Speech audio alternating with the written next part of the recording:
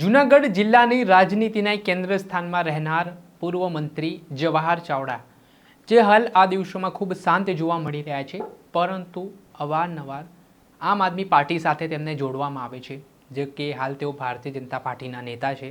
ત્યારે આમ આદમી પાર્ટીના એક ઉમેદવારની વંથલીના કણજા સીટ પર જીત થઈ વિજય સંમેલન યોજાયું ત્યારે જવાહર ચાવડાની હાજરી જોવા મળી। તેમણે વિરોધીઓ પર પ્રહાર કરતા શું કહ્યું, વિગતે વાત કરીએ।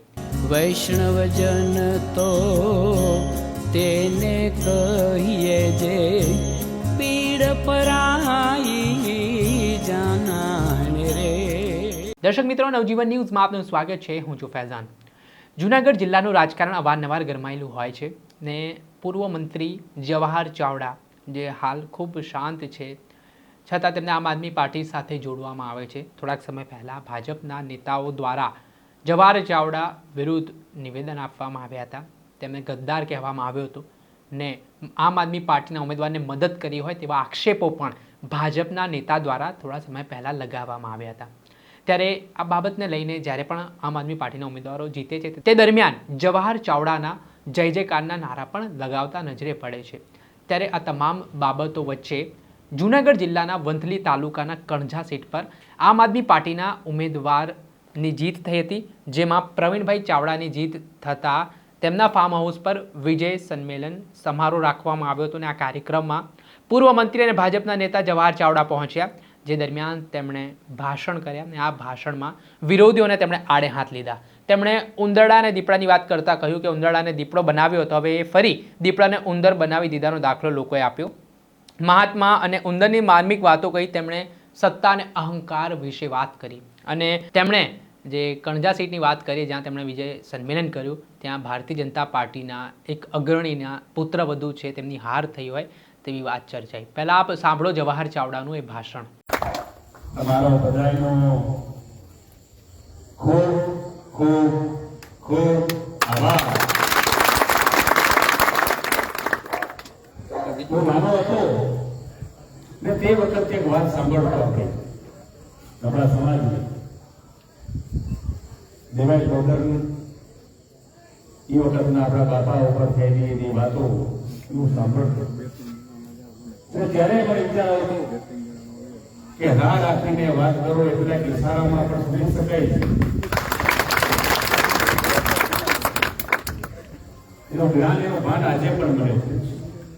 કોઈને કંઈ કહેવું ન પડે, કોઈને ફોન ન કરવો પડે, કોઈ ગામમાં મિટિંગ ન હોવી પડે।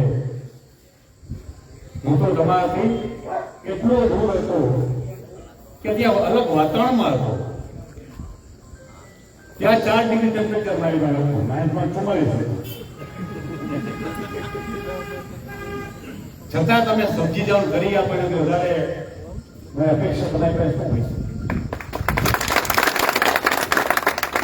તમારો બધાનો ખૂબ ખૂબ આભાર। એક નાની વાત કે હું મારી વાત પૂરી કરતે છે।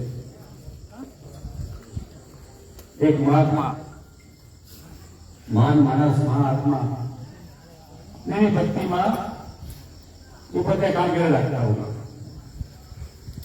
તમે એ પૂજા કરતા હતા અને એક કુંદડું આવ્યું તો બાપુ કાંઈ નથી, મને બિલાડીની બીક લાગે છે।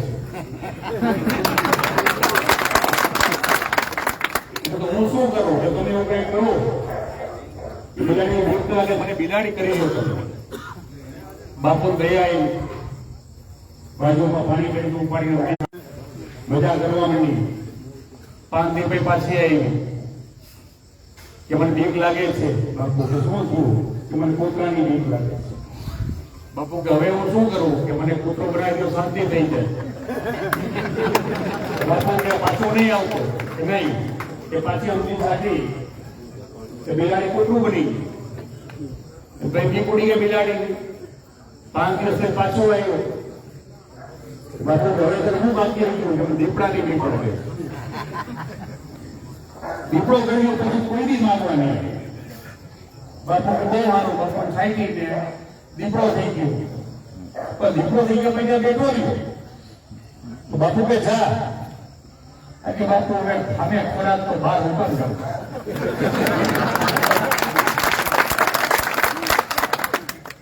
બાપુ કે બહુ થઈ ગઈ, તો આ ધંધો મેં ખોટો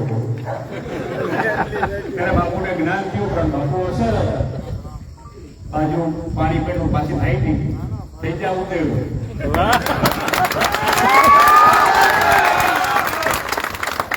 તમે જે ઉંદર મને દીપડો બનાવ્યો તો દીપડામાં જ પાછું ઉંદરડું કરી દીધું